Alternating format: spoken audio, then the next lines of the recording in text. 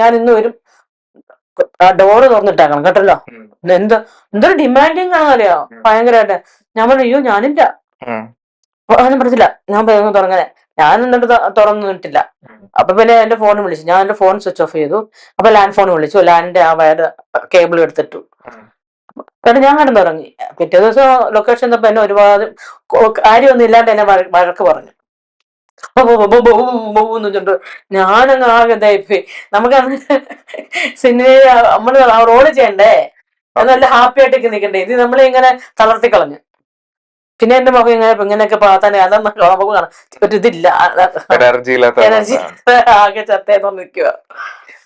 ഇവരൊക്കെ കൂടിയിട്ട് കുറെ അവസരങ്ങൾ നഷ്ടപ്പെടുത്തിയിട്ടുണ്ടെന്ന് പറഞ്ഞിട്ടുണ്ട് സിനിമയിൽ.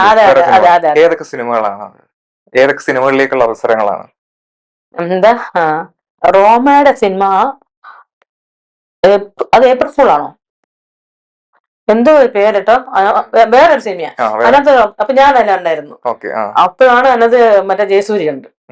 പറഞ്ഞു മീനുവിനെ നിമിഷം ഇവിടെ ഒന്ന് പാക്ക് ചെയ്യാൻ പറഞ്ഞു.